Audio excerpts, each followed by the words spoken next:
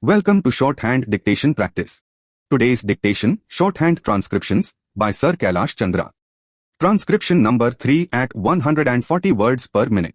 Get your pen and notebook ready. We will start the transcription in 5 seconds. 5, 4, 3, 2, 1. Start. Transcription number 3. I am thankful to you for having given me this opportunity long last to say a few words on the budget. Already much has been said, and I think the finance minister has come in for his share of congratulations as well as criticisms. So, there is not very much to say, but I should like to say a few words. The increased development expenditure and the absence of any new taxation has earned for the budget a good response even from the businessmen. I specially welcome the relief given to the middle classes by raising the exemption limit of income tax in respect of personal income. No doubt this is some relief to the middle classes. But I would request the finance minister, if he could, to raise this exemption limit from 4,000 rupees to 6,000 rupees, as that would give substantial relief to the middle classes.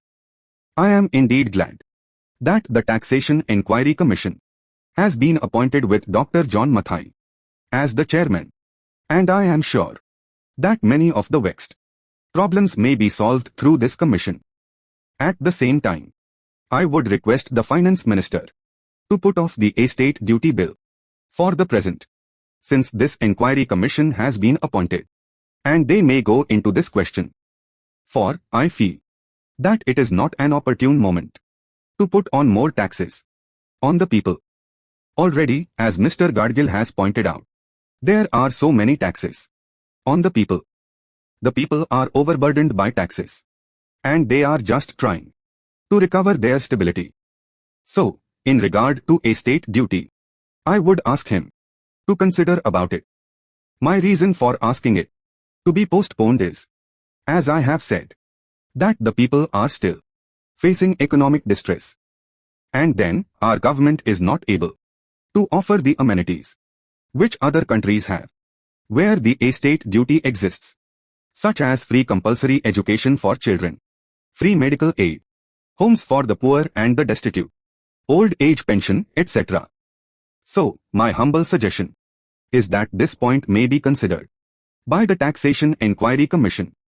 I agree that there is a brighter side of the picture, and that instead of continually harping on our poverty, we should also see the bright side. We are making encouraging progress towards laying the foundation of a welfare state. With the cooperation of all and the implementation of the 5-year plan, I am sure, sir, that we should be able to lay the foundations and fulfill the dreams of India. It is indeed encouraging to know from the finance minister that there is a tendency of lowering food prices all over the world. And in that case, the prices in our country too would be lowered. Regarding defense, for obvious security reasons, I do not agree with my friends who say that the expenditure should be curtailed. It is not advisable to take any undue risks and slacken the defense arrangements. Indeed, defense is one of our valuable assets, although, strange to say, there seems to be adverse opinion in some quarters. I agree with what General Karyappa once said, that God and army are remembered only when there is trouble. The army consists of the most disciplined and loyal set of young men. It would not be proper to effect economy in the pay of these brave officers, as it would not be an incentive for the right type of young men to join the army, and it would become ineffective and inefficient. I believe already officers who were drawing 1,400 rupees are now getting only 700 rupees and about 100 rupees as allowance. That is, they are getting about half of what they were getting before. It is very hard for those officers on field duty to establish separate establishments for their families and for their children, and I would specially appeal to the finance minister to see that the family allowances may be restored To those officers who are on field duty, economy in army could be affected. In other ways, there is scope for more efficient operation of defense industries, which process seems slow, and by purchase policy of utilizing goods and stores indigenously manufactured. Preference should be given to country-made war materials, such as could be produced here, and they would be cheaper than foreign-made goods. I may also suggest that the armed forces, who are not on field service or under any operational commitments, could be utilized for giving military training to the youths in schools and colleges which would teach discipline and loyalty. The university authorities should make military training as part of their compulsory education, just as they have adopted social, domestic and political sciences. The National Cadet Corps is already inculcating military training in some universities such as Bombay and Calcutta.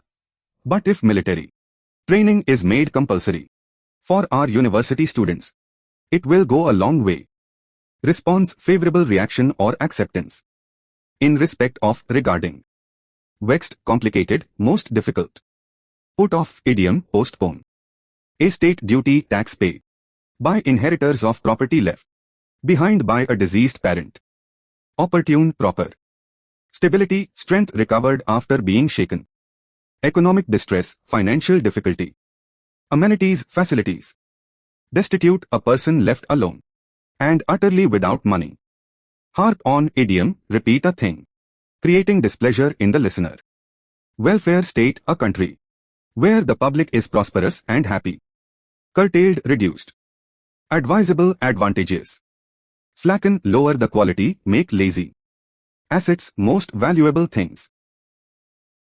This completes today's dictation. Practice well and see you in the next session.